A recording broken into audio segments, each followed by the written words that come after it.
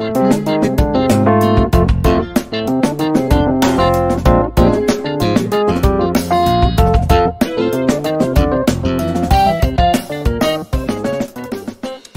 ketiga, tidak percaya diri untuk menyampaikan potensi bisnis atau produk dan juga tidak bisa presentasi.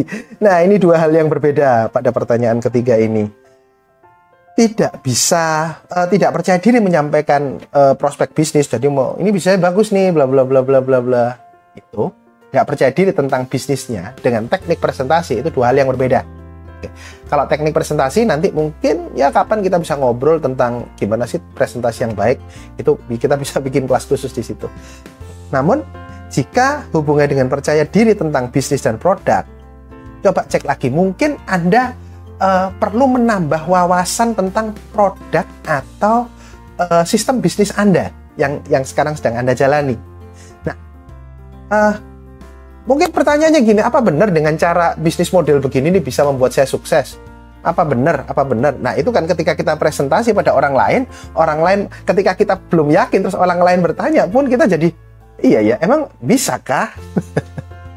Oke, saran saya, Anda cek di jaringan bisnis Anda.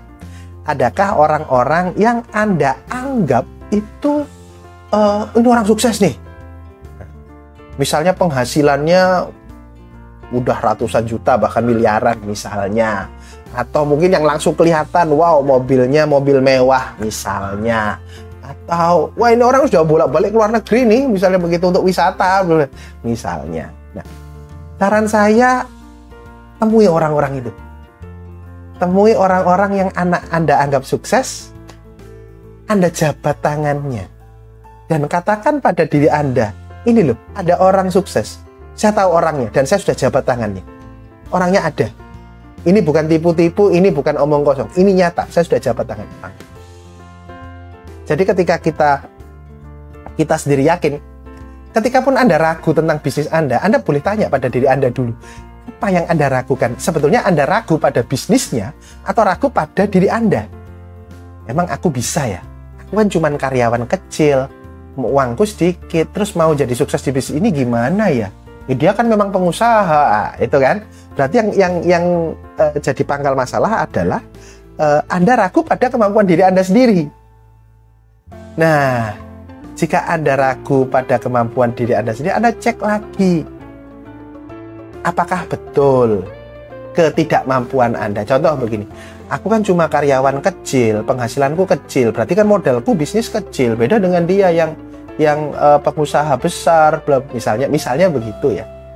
Tanyakan, apa betul dalam bisnis ini yang bisa sukses itu pasti orang yang punya background bisnis, orang yang memang pengusaha, sedangkan orang yang backgroundnya karyawan dan menjadikan bisnis ini adalah bisnis sampingan itu nggak bisa sukses. Tanyakan dulu, cari informasi sebanyak-banyaknya. Nah, ketika Anda menemukan, iya ya, ternyata yang sukses di bisnis ini itu adalah memang orang-orang yang sudah punya background bisnis sebelumnya. Nah, ya sudah. Berarti keraguan Anda itu layak untuk diteruskan. Keraguannya ya. Namun jika Anda menemukan, enggak juga. Ternyata itu ada malah karyawan biasa ada, pengangguran ada, tukang tambal ban ada, dan sebagainya. Wah, berarti nggak harus punya latar belakang bisnis dong, harus bisa sukses di sini. Nah, berarti kalau dia bisa, aku juga bisa dong. Nah, itu, Ibu Bapak. Ketika Anda sudah tahu tentang bisnisnya, ya sudah, sampaikan saja. Nah, kalau ada orang tanya, loh lah, Ibu ngajak saya bisnis sampai bisa wisata ke Eropa dan sebagainya, lah Ibu sendiri sudah dapat apa? Kadang-kadang kan tanya begitu. Bisa loh dijawab, misalnya, saya akan mewujudkan impian saya untuk juga pergi ke Eropa karena saya punya teman. Nah, orang yang Anda kenal tadi, apakah upline Anda atau apa, saya punya teman yang dia berhasil loh mewujudkan impiannya ke Eropa. Kapan saya kenalkan? Really. Makanya saya ke Eropa sendiri nggak asik. Saya maunya ngajak Ibu misalnya gitu. Kita rame-rame yuk misalnya gitu. Nah, karena memang bisnisnya bagus. Tapi Anda harus tahu dulu, Anda tambah wawasan dulu. Bisa dipahami ya? Ketika Anda semakin banyak wawasan tentang bahwa ini bisnis ini bagus dan terbukti, otomatis Anda menjadi percaya diri. Oke.